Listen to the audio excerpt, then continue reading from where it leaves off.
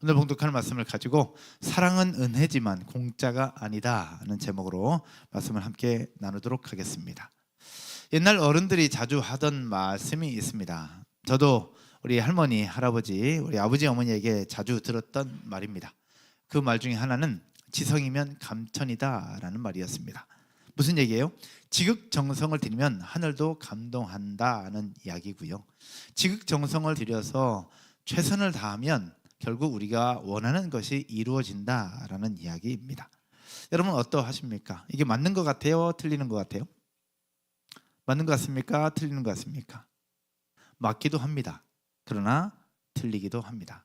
더구나 기독교와는 거리가 좀 멉니다. 왜냐하면 지성이면 감천이다라는 이 말은 다른 표현으로 하면 give and take이거든요. 우리가 뭔가를 잘해야 보답을 받는다고 하는 give and take, 즉 주고 받는 이 부분들입니다. 이 지성이면 감천이다라는 표현을 쓰는 곳은 어디냐? 샤머니즘 종교입니다. 결국 우리가 어떻게 하느냐에 따라서 하나님이 어떻게 하시느냐, 이 부분에 대한, 우리가 작년인가요? 욥기 말씀을 보면서 기독교 신앙은 인과응보가 아니다라는 부분도 함께 나눈 적이 있습니다. 기독교 신앙은 지성이면 감천이 아닙니다. give and take가 아니라는 이야기죠. 왜냐하면 기독교는 하나님께서 우리에게 주신 은혜와 우리를 향한 하나님의 사랑이 그런 모습으로 나타나지 않습니다. 그래서 오늘은 거꾸로 여러분들과 함께 나누려고 합니다. 하나님은 우리에게 변함없이 은혜를 주신다는 사실 여러분 믿으십니까? 변함없이 은혜를 주시고 오늘도 은혜 가운데 우리를 살아갈 수 있도록 하십니다. 우리가 하나님 앞에 뭔가를 드려서 은혜를 주시는 것이 아니라 하나님이 먼저 우리에게 은혜를 주셨다라는 겁니다. 할렐루야. 먼저 우리에게 은혜를 주셨고, 먼저 사랑을 주셨고, 먼저 은혜를 베푸셨다는 겁니다. 우리가 뭔가를 해서가 아니라. 그렇기 때문에 우리에게 은혜를 베푸신 것에 대해서 우리는 이제는 하나님 앞에 드려야 된다라는 거죠. 그래서 give and take가 아니라 우리 기독교는 어떻게 되느냐? take and give가 되어야 된다라고 저는 말씀드리고 싶습니다. 따라서 한번 해볼까요? take and give. give and take는 샤머니즘적 신앙입니다. 그러나 우리 기독교는 give and take가 아니라 take and give. 하나님이 주신 은혜는 있습니다. 하나님 주신 사랑이 있습니다. 그러나 하나님이 주신 은혜와 사랑은 결코 공짜는 아니다라는 겁니다. 오늘 말라기의 말씀을 통해서 우리에게 보여주신 것이 있습니다. 그렇다면 하나님께서 우리에게 주신 은혜, 받은 은혜에 대해서 우리가 하나님 앞에 드려야 되는 것이 있는데 이것을 저는 보답이라고 말씀드리고 싶습니다. 하나님 주신 은혜에 대한 보답. 이 세상에 완벽한 사람은 없습니다. 앞에 서 있는 목사도 완벽한 사람이 없습니다. 찬양인도 하시는 분도, 세션들도, 주일학교 섬기는 교사들도, 우리 목사님도, 전사님도 완벽한 사람은 그 누구도 없습니다. 모두가 다 부족합니다. 그럼에도 불구하고 우리가 이렇게 서서 말씀을 나누고 은혜를 전할 수 있는 것은 하나님께서 베푸신 은혜 아닐까 싶습니다. 할렐루야. 그렇다면 그 은혜를 누리고 있다면, 그 은혜를 받고 있다면, 그 사랑을 받았다면 그 받은 사랑에 대해서 하나님 앞에 다시 대가를 지불해야 되지 않겠나라는 겁니다. 이것이 공짜가 아니기 때문에 그러합니다. 그렇다면 받은 은혜에 대한 보답은 어떻게 해야 될까? take and give라고 했는데 받았으니 나는 그럼 무엇을 드려야 될 것이냐? 첫 번째, 따라서 한번 해볼까요? 말씀에 대한 순종으로 보답하라. 말씀에 대한 순종으로 보답하라라는 겁니다. 오늘 말라기 말씀을 통해서 여호와 하나님은 당시의 제사장들의 행태를 지적하고 있습니다. 제사장이라는 직분은 하나님을 섬기는 일에 특별히 구별되어 세움을 받은 자들입니다. 특별한 사명을 감당하기 위해 택함 받은 자들이라는 얘기죠. 이들의 역할은 제사를 집전하는 일입니다. 예배를 인도하고 예배 드릴 수 있도록 준비하는 그 일들을 하는 사람들이 제사장들이었습니다. 그런데 이 제사를 집전하는 일뿐만 아니라 무엇을 해야 되느냐? 본인들이 하나님 앞에 경건한 삶을 살 뿐만 아니라 함께하는 백성들이 하나님 앞에 경건한 삶을 살도록 지도하고 가르치고 그들을 지도하는 일, 인도하는 역할을 받은 사람들이 제사장들이었습니다. 그런데 말라기 시대의 제사장들의 모습 속에 그 모습이 나타나지 않았다는 겁니다. 먼저 예배를 집도하고 집전하려면 본인들이 먼저 하나님을 공경하고 경외해야 되거든요. 근데 당시의 제사장들은 본인들이 먼저 하나님을 경외하지 않았습니다. 본인들이 하나님을 공경하지 않았다는 말이에요. 공경하기는커녕 오히려 하나님을 모독하는 행위들을 반복해서 하고 있었습니다. 그래서 하나님은 말라기 선지자를 통해서 제사장들의 행태를 지적하고 있는데요. 그럼에도 불구하고 제사장들은 우리가 뭘 잘못했는데, 우리가 어떻게 해야 되는데 라고 반문하고 있는 겁니다. 그 내용이 오늘 읽은 본문 6절에서 설명을 하고 있습니다. 6절 같이 한번 볼까요? 온라인으로 예배하시는 분들도 함께 한번 보겠습니다. 오늘 본문 6절입니다. 같이 읽겠습니다. 내 이름을 멸시하는 제사장들아, 나 만군의 여호와가 너에게 이르기를, 아들은 그 아버지를, 종은 그 주인을 공경하나니 내가 아버지일진데 나를 공경함이 어디 있느냐? 내가 주인일진데 나를 두려워함이 어디? 당시 제사장들의 모습이 그러했다는 거예요. 그래서 뭐라고 얘기하느냐? 그러면서 제사는 너희는 이르기를, 우리가 어떻게 주의 이름을 멸시하였나이까? 우린 그런 적이 없다라고 얘기를 하고 있는 모습이죠. 믿는 도끼에 발등찍히듯 하나님은 제사장들이 실망스러웠습니다. 그래서 말라기 선지자를 통해서 하나님을 멸시하고 모독한 구체적인 신뢰들을 6절, 7절, 8절에 반복해서 이야기를 하고 있는 겁니다. 당시 제사장들의 모습이 어떠했길래 하나님이 그렇게 화가 나셨던 것일까?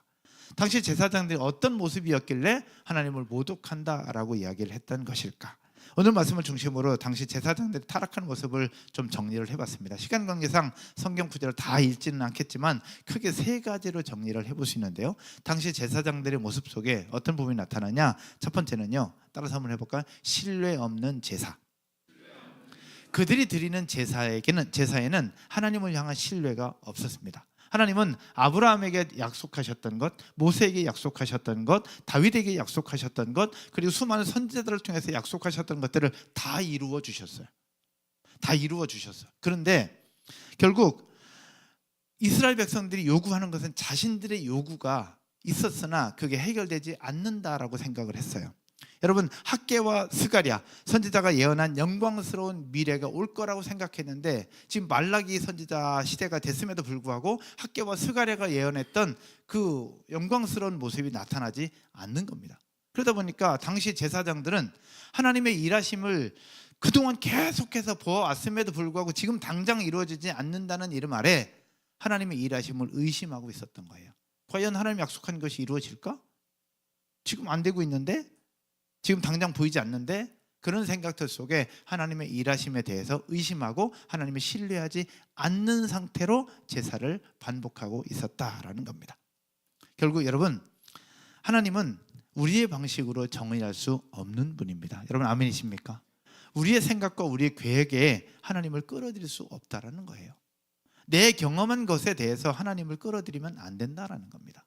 하나님은 또 우리가 원하는 대로 뚝딱 치면 나오고 뚝딱 치면 나오는 자판기도 아니고 금 나오라 뚝딱, 은 나오라 뚝딱 하는 도깨비 방망이도 아닙니다.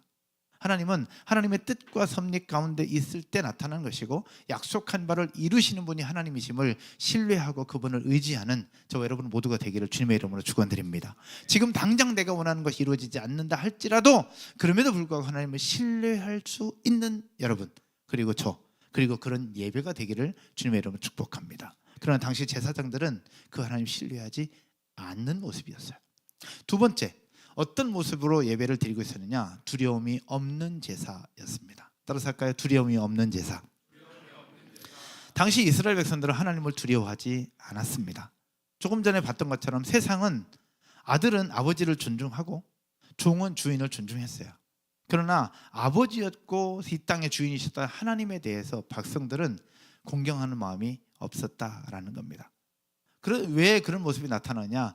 하나님 앞에 드려야 될 제물, 드려야 될 그 모습을 저는 것, 병든 것, 쓸모없는 것, 아무 가치도 없는 것을 그냥 하나님 앞에 마구제비로 드리는 그런 모습이 있었다는 거예요. 결코 두려운 모습이 있다면 그렇게 할 수 있겠느냐라는 거죠. 그들은 하나님 앞에 예배하면서 두려움이 없었어요.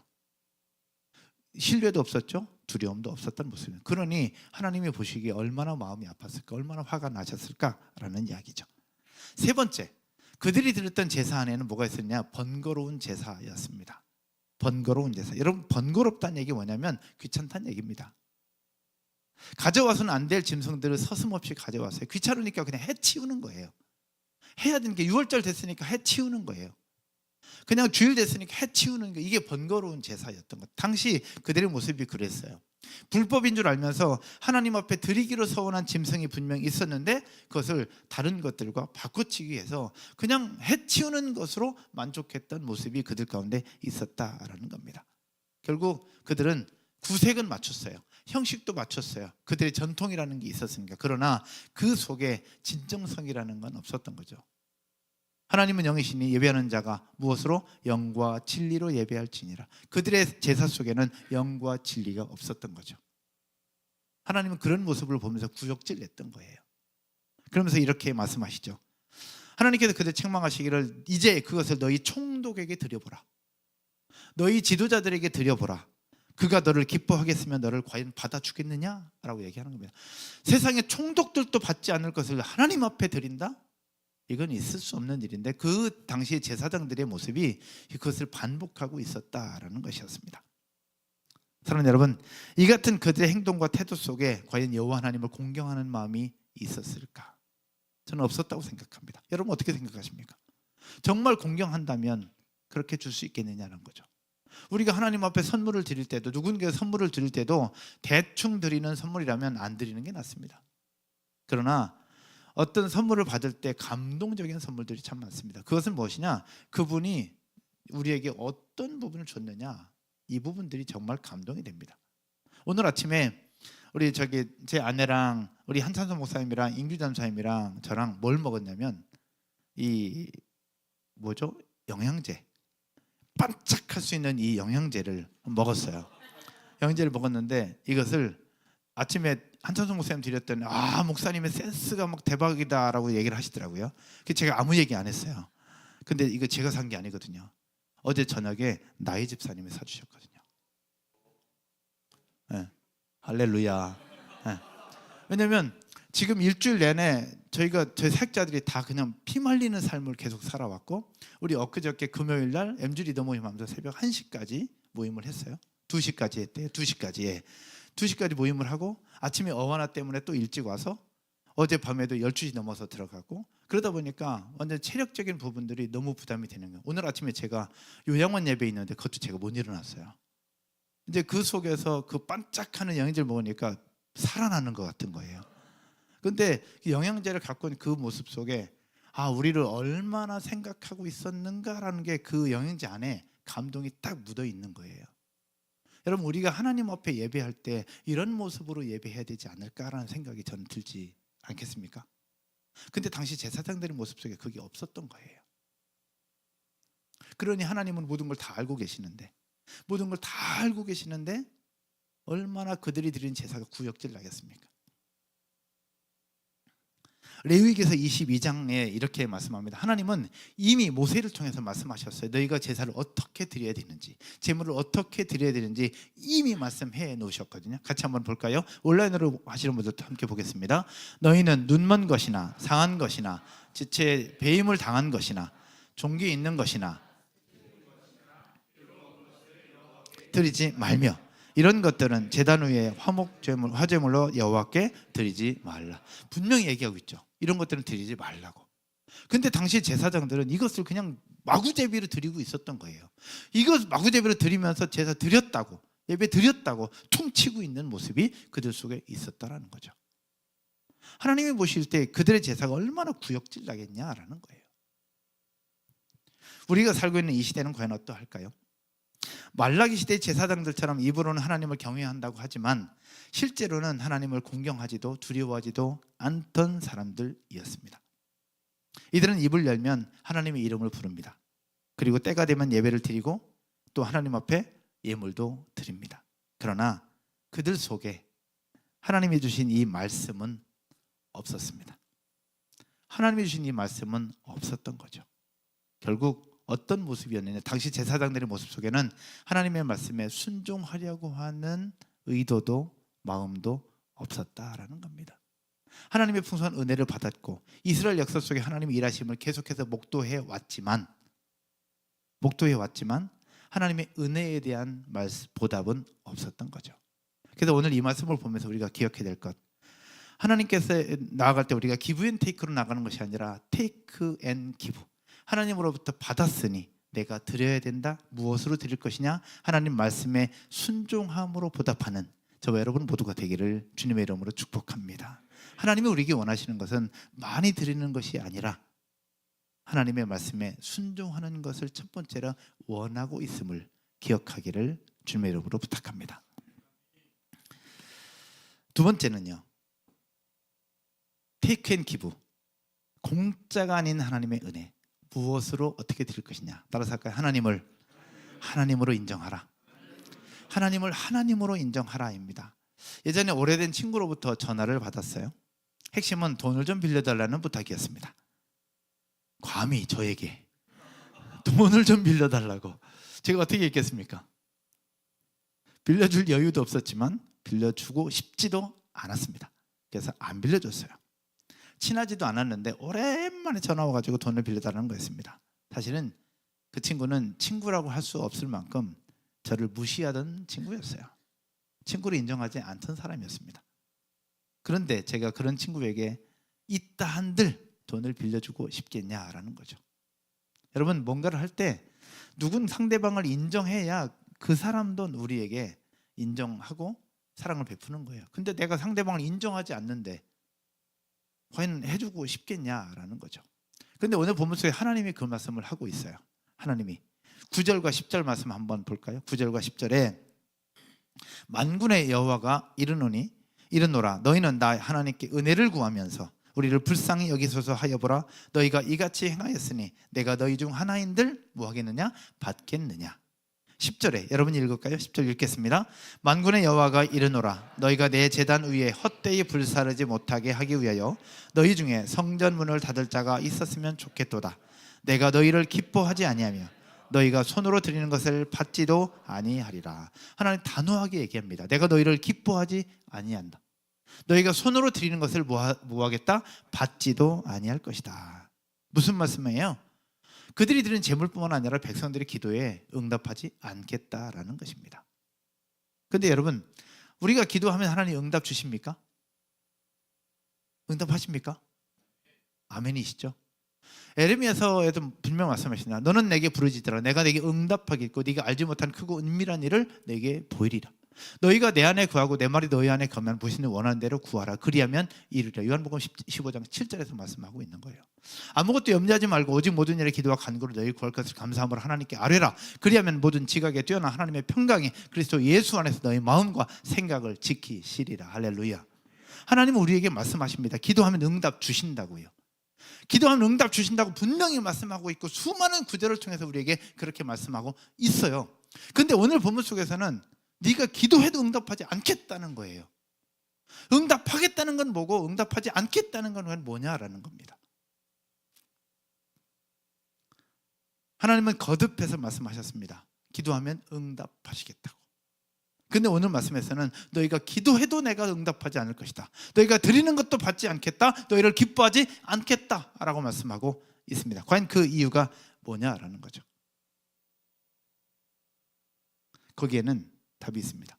무엇이냐? 따라서 한번 해볼까요? 백성들이 하나님으로 인정하지 않았다. 하나님을 하나님으로 인정하지 않았던 모습이에요.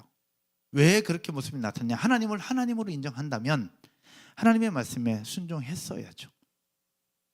그런데 하나님의 말씀에 순종하지 않으면서도 하나님을 찾는다? 어불성설입니다. 예를 들어서 그렇습니다. 우리 자녀들이 있어요. 우리 수연이가 오늘 왔네. 할렐루야. 수연이 그동안 많이 아팠는데 회복돼서 감사하고, 수연이가 나중에 커서 아빠 나 용돈 좀 줘 라고 얘기를 할 거야. 그러면 아빠 엄마는 수연이에게 용돈을 주겠죠. 그런데 수연이가 커서 이제 자기 고집이 생기면서 사춘기가 오면서 엄마 아빠 말 하나도 안 들어. 하나도 안 듣는데 아빠한테 용돈 달라 그래. 그럼 아빠 용돈 줄까 안 줄까? 그래도 2년 집사님은 줄 거예요. 그래도 주겠지만 저는 안 줄 겁니다. 엄마 아빠에게 죽어도 안 들으면서 용돈만 달라? 말이 안 되는 겁니다. 용돈 받고 싶으면 말씀을 잘 들어야 되는 것이고 엄마 아빠를 존중하고 존경하고 그 말씀에 순종할 때 용돈도 받을 수 있는 것 아닐까요? 그 얘기를 하고 있는 겁니다. 그래서 하나님이 응답하시지 않겠다고 할 때가 있어요. 하나님이 언제 응답하지 않겠다고 하느냐, 몇 가지 정리했는데 자막에는 없을 것 같은데, 야고보서 4장 3절에 기도하되 정욕으로 쓰기 위해서 구하는 경우는 응답하시지 않겠다고 말씀하십니다. 정욕으로 쓰려고 구할 때 하나님 저 로또 1등 하게 해주십시오. 이거 정욕일까요? 아닐까요? 기도하면서 응답받으시기 바랍니다. 두 번째, 정욕으로 쓰려고 기도할 때는 하나님 응답하시지 않겠다고 말씀하셨고, 시편 66편 18절, 이사야서 59장 2절에 자백하지 않은 은밀한 죄가 있는데 기도하면 응답하지 않겠다고 말씀합니다. 하나님 앞에 은밀한 죄를 가지고 있으면서 기도할 때는 응답받지 못한다고 얘기를 하고 있어요. 세 번째, 잠언 21장 13절에 어려움과 괴로움에 처한 다른 사람의 고통을 보면서도 외면하면서 하나님의 도우심을 구할 때, 그때는 응답하지 않겠다고 말씀하고 있습니다. 언제냐?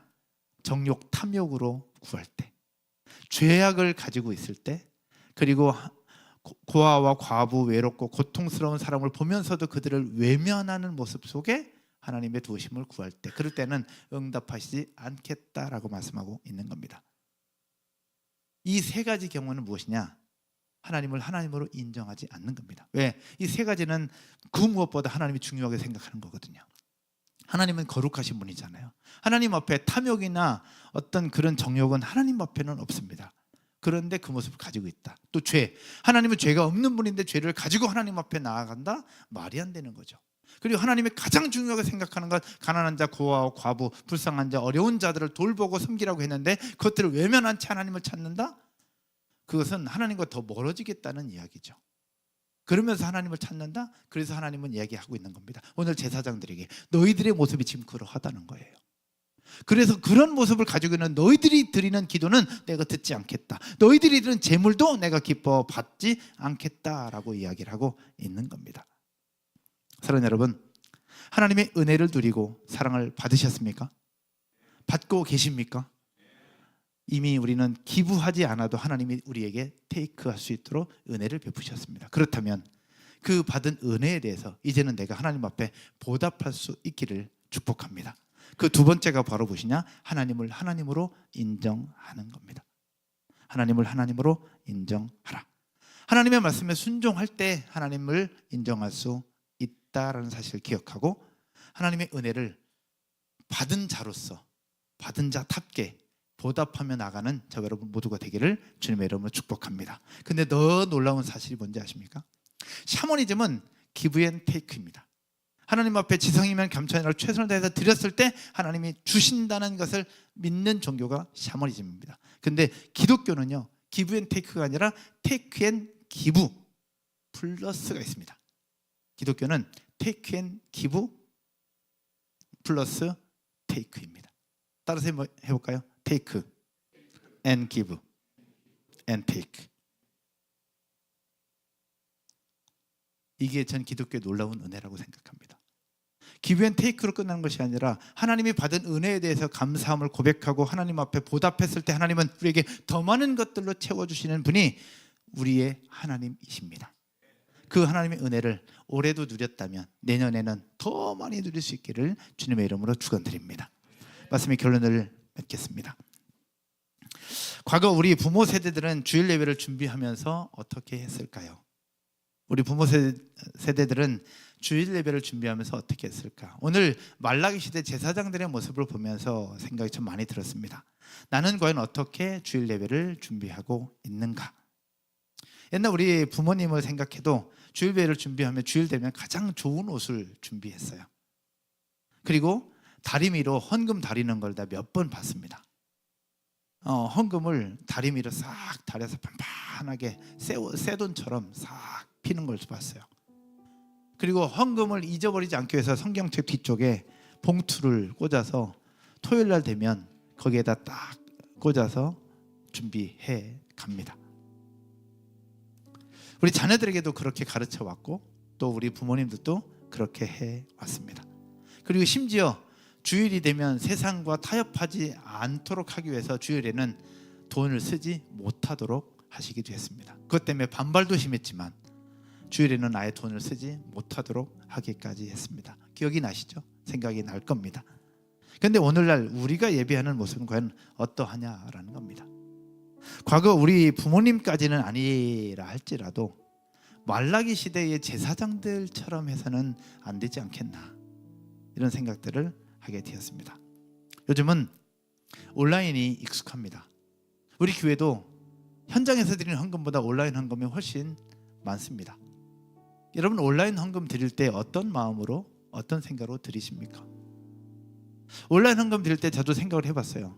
저도 온라인으로 헌금 드릴 때가 많이 있는데, 온라인으로 드릴 때 기도하면서 온라인 헌금 드리는 분 혹시 계십니까? 혹시 계시다면 손 한번 들어볼까요?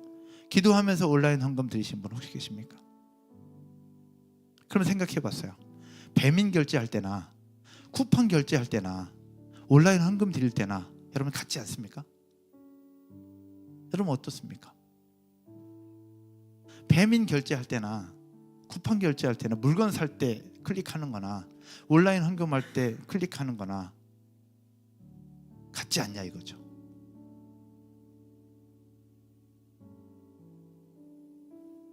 우리 11조 하시는 분들, 헌금하시는 분들 보면 저희가 봉투는 매주 보잖아요. 그러면 정성스럽게 그 기도 제목 깨알같이 하나하나 다 쓰시는 분들이 계십니다. 정성스럽게. 그러면 그 내용 액수보다 그 기도 제목 하나가 정말 감동이에요. 이번에 그 여러분 낸 봉투 헌금하면서 우리 한찬성 목사님 F시잖아요. 그 헌금을 교적이 입력하면서 그 내용 보면서 또 울고 계시더라고. 저는 울진 않았어요. 근데 그 내용 자체가 너무 감동인 거예요. 그러면 어떤 생각이 드냐? 액수와 상관없이 이 기도 제목을 보시는 하나님, 아시는 하나님, 저절로 들으시겠구나, 저절로 응답하시겠구나라는 생각이 들어요. 여러분, 우리가 하나님 앞에 예배할 때, 주일날 아침에 올 때 여러분 어떤 생각을 가지고 오느냐라는 거죠. 우리 자녀들에 대한 헌금, 우리 신앙생활의 헌금이 다는 아닙니다. 그러나 물질이 가는 곳에 마음도 가는 겁니다. 자녀들이 예배할 때 여러분 헌금 얼마 어떻게 챙겨 주십니까? 얼마 전까지 우리 민서와 건우에게 헌금을 항상 체크했어요. 이번에도 그 학교에서 무슨 일을 하는데 대상을 받아서 상금을 받았어요. 제 아내랑 저희가 제일 먼저 체크했던 것이 11조 드려라, 그리고 감사헌금 드려라, 그리고 나머지는 너 써라, 그리고 11조 드릴 만큼 엄마한테 입금해라. 근데 마지막은 순종 안 하더라고. 마지막은 순종 안 하더라고. 근데 항상 체크합니다. 11조 드려라, 매주일마다 헌금 드려라. 요즘에는 잘하는 것 같아서 체크하지 않는데, 이건 여러분 부모님들이 자녀들 체크해 주셔야 됩니다.